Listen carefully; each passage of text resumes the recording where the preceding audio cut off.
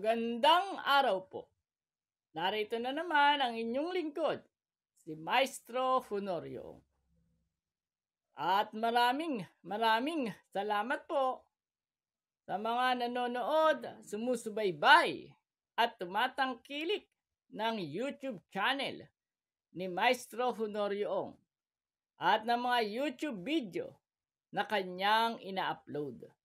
Maraming salamat po.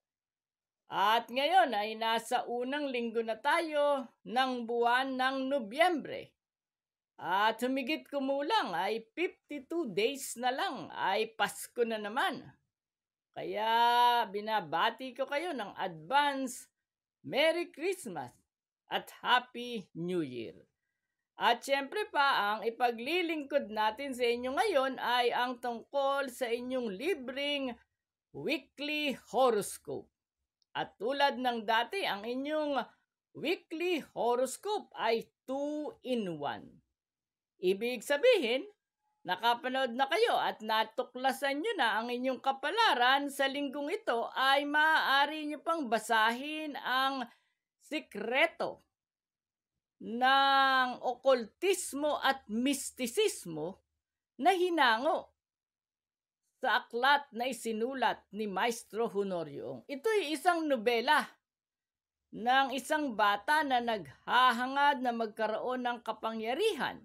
Kaya hinalughog niya ang lumang baol ng kanyang lolo Damiang Agimat na iniingatan naman ng kanyang tatang na si Sabater.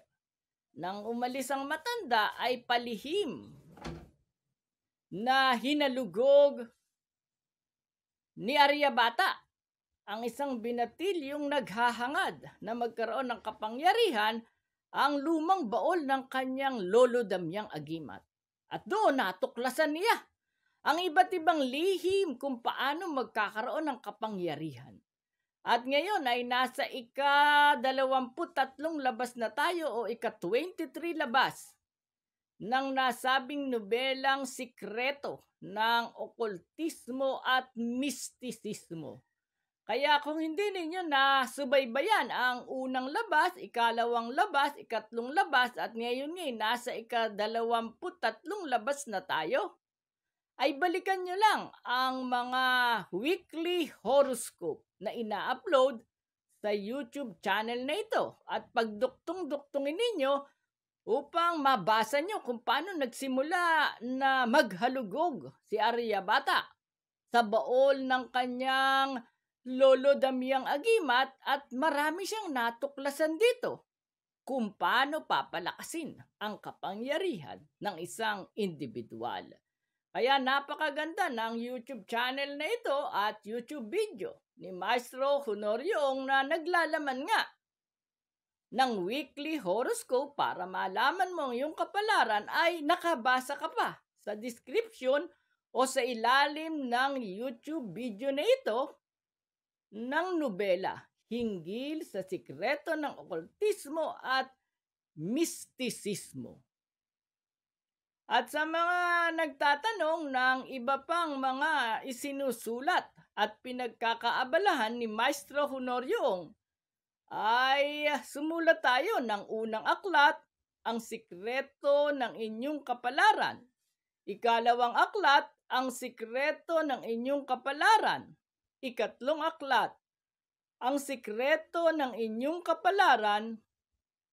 At ang ikaapat na aklat, ang sikreto ng inyong kapalaran. Ang lahat ng aklat na isinulat na ito ni Maestro Honorio mula sa unang aklat hanggang ikaapat na aklat ay ipaglilingkod natin sa YouTube channel na ito ni Maestro Honorio at ilalabas natin sa YouTube video upang matuklasan ninyo ang iba't ibang paraan ng pag-aanalisa ng kapalaran.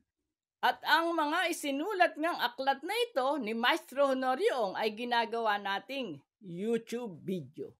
Kaya kung hindi pa kayo nagsasubscribe, pindutin niyo po ang subscription button at mag-subscribe kayo. Gayon din ang notification button o notification bell upang lagi kayong update sa mga YouTube video na ina-upload ni Maestro Honorio. At sa kasalukuyan ay bagong-bago ang ating playlist na Swerteng Nunal. At malalaman mo sa playlist na ito kung ano ang kahulugan ng iyong mga nunal at sino-sino ang yayaman na palatandaan ng nunal. At sa ating bagong-bagong prediksyon 2025 sa Year of Woody Snake ay iisa-isahin din natin ang kapalaran ng bawat animal sign. At ngayon ay tuklasin at alamin nyo na ang inyong kapalaran sa linggong ito hinggil sa sex, pag-ibig, love life, salapi, negosyo, career, travel, family, swerteng kulay, swerteng numero. At marami pa kayong swerteng darating, kaya nood na! Weekly Horoscope, November 3 to 9, 2024. Aris, silang isinilang mula ika-21 ng Marso hanggang ika-19 ng Abril. Narinig mo na ba ang kasabihang marami ang aanihin pero kakaunti lang ang taga-ani? Sa panahong ito ng iyong buhay na nagkataong nalalapit na rin ang Kapaskuhan, ganito rin ang mangyayari sa iyong karanasan. Marami ang aanihin mong swerte at magagandang kapalaran na may kaugnayan sa salapi at material na bagay. Dagdag dito, kabilang ang pangalan mo sa listahan ng pagkakalooban ng masaganang ani. Kaya naman, sa linggong ito, siksik at liglig na mga biyaya at mga pagpapala ang matatanggap mo ng madali lang at walang gaanong kahirap-hirap. Mapalad na kulay ang violet. Maswerteng numero 5, 12, 24, 32, 34, at 45. Taurus, silang isinilang mula ika-20 ng Abril hanggang ika-20 ng Mayo. Sa linggong ito, mag-ipon ka na ng pangregalo para sa nalalapit na Kapaskuhan.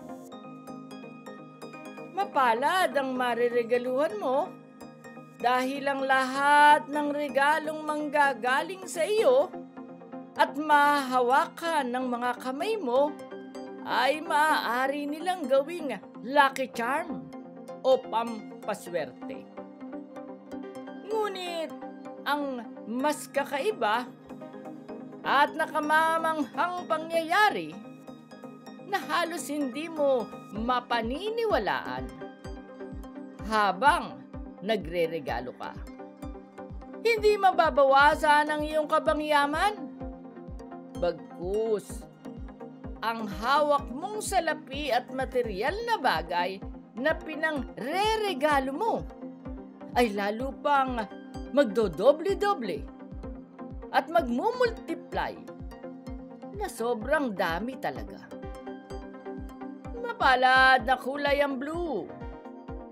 Maswerteng numero 6, 15, 23, 33, 40, at 42.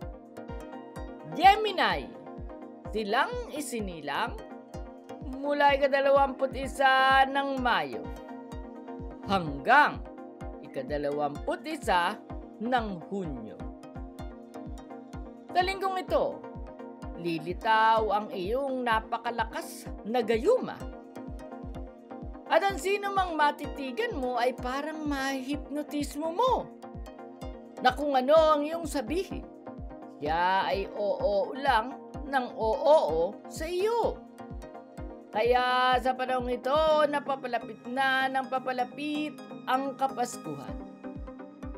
Lalo mo pang maaakit ang lahat ng swerte at magagandang kapalarang may kaugnayan sa damdamin, sa paglalakbay, sa pamilya, sa karira, at sa salapi.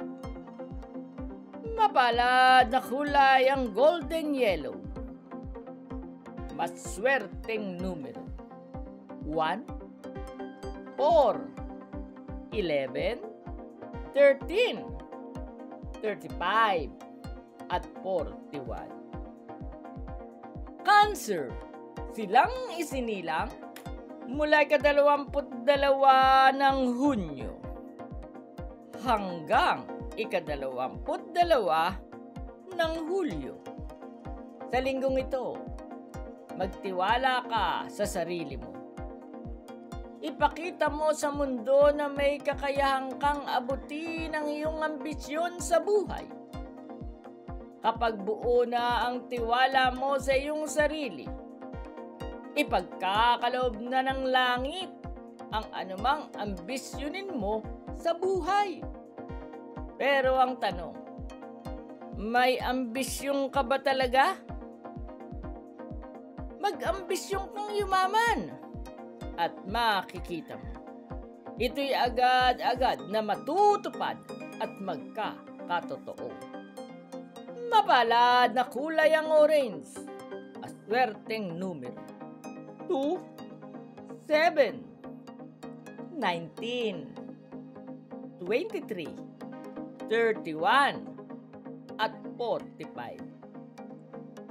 Leo, silang isinilang mula ika-23 ng Hulyo hanggang ika-22 ng Agosto. Magugulat ka. Ngayong panahong nalalapit na ang Kapaskuhan, marami ang kokontra sa iyo. Ngunit sa linggong ito, magkakaroon ka ng kakampi ng higit sa kanila ang galing at kapangyarihan. Ang magiging kakampi mo ay ang mismong langit at ang kapalaran. Oo, kakampihan ka ng langit at ng kapalaran. Kaya kahit na anong kontra nila at tanggi sa panukala mo, sa bandang huli, hindi sila makapananaig sa iyong kagustuhan. Bagkus, tiyak na ikaw pa rin ang mananaig at magtatagumpay. Mapalad na kulay ang magenta, maswerteng numero: 1, 10, 18, 28, 33, at 45. Virgo, silang isinilang mula ika-23 ng Agosto hanggang ika-22 ng Setyembre. Sa linggong ito, ngayon pa lang, ilista mo na ang mga reregaluhan mo sa darating na Pasko. Huwag mong biguin ang mga umaasa sa iyo na sila ay magkakaroon ng masayang Pasko. Hindi masasayang ang iyong pagsasakripisyo dahil ang mismong nasa itaas ang magreregalo naman sa iyo. Padadalan ka ng langit ng sunod-sunod na mga swerte at makapal na halaga ng salapi para maipambili mo ng regalo at ng iba pang mga pangangailangan mo. At ang anumang sosobra ay mapupunta sa iyo at sa pamilya mo. Mapalad na kulay ang silver. Maswerteng numero.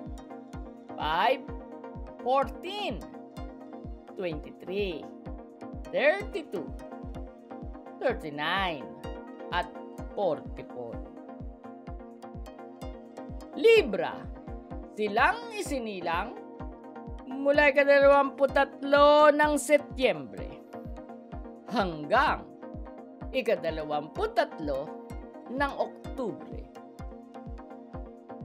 Nakatutuwa ang magiging kapalaran mo sa linggong ito. Mangyayari sa iyo ngayon ang kasabihang may mga pangyayaring nagbibigay ng saya at galak na mararanasan ng tao na hindi niya akalain na mapapa sa kanya. Pasasayahin ka ng langit sa ngayon. Ibibigay ang magpapaligaya sa iyo. Maligayang emosyon, mainit na romansa, at makapal na halaga ng salapi na sa sobrang kapal habang iyong binibilang ay halos parang hindi maubos-ubos at tila parami ng parami. Mapalad na kulay ang pink. Maswerteng numero. 6, 15, 25, 33, 35, at 43. Scorpio, silang isinilang mula ika-24 ng Oktubre hanggang ika-21 ng Nobyembre. Sa linggong ito, tulad ng mga sundalo, ang magagandang kapalaran mo ay nagdaratingan na, nayayanig sa iyong mga karibal, kaaway, at maging sa mga intrigera sa iyong buhay. Agapan mong huwag agad maubos ang magagandang kapalarang ito upang lalo pang maging maunlad at masagana ang future mo at ang future ng iyong pamilya. Ingatan mo rin ang iyong pamilya dahil tandaan mong ang tagumpay at ligaya ay hindi lamang pang personal o pang sarili. Dapat kasama at kahati mo rin sa tagumpay at ligaya ang mga mahal mo sa buhay, lalo na ang iyong pamilya. Mapalad na kulay ang apple green. Maswerteng numero. 1, 10, 27, 34, 41, at 45. Sagittarius, silang isinilang mula ika-22 ng Nobyembre hanggang ika-21 ng Disyembre. Lagi kang mangunguna, mamumuno, at ang pamamahala mo ay sadyang maaatang sa iyong mga balikat.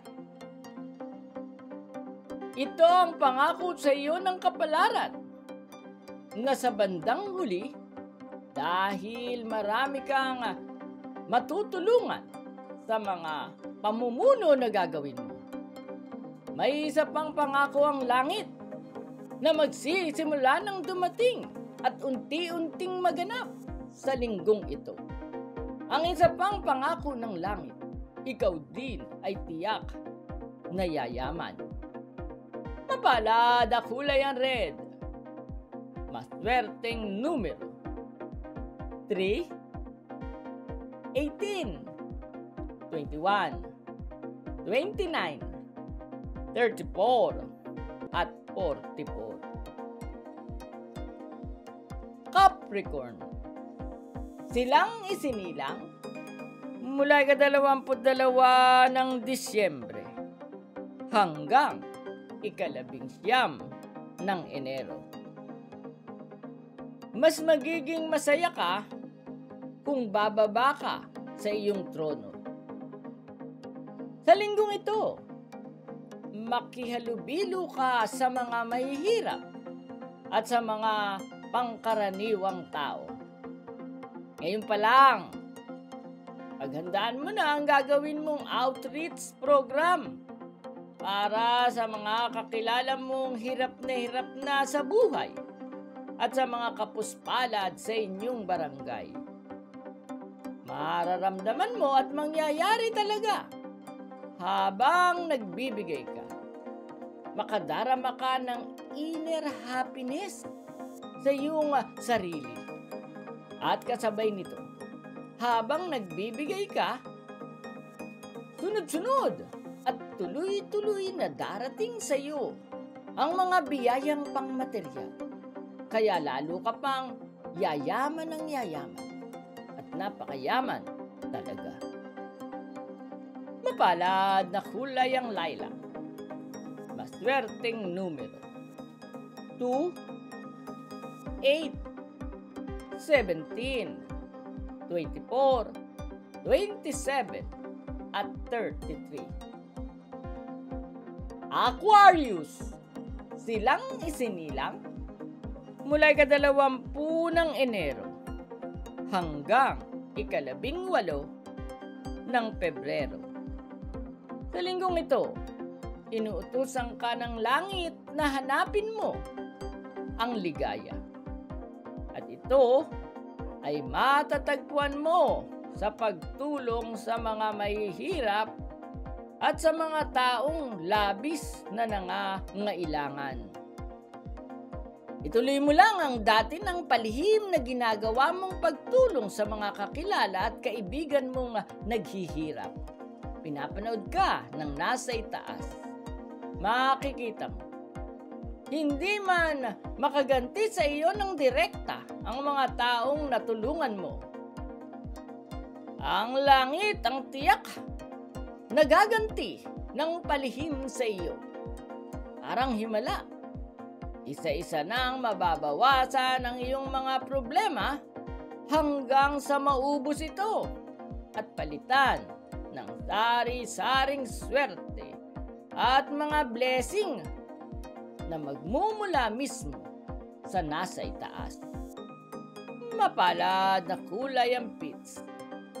Swerteng numero 4, 13, 22, 31, 40, at 43. Pisces, silang isinilang mula ika-19 ng Pebrero hanggang ika-20 ng Marso. Sa linggong ito at sa panahong ito na nalalapit na ang Kapaskuhan, ibibilang ang iyong pangalan sa mga taong pagkakalooban ng malaking swerte at magagandang kapalaran. Kaya huwag ka nang mag-alinlangan pa.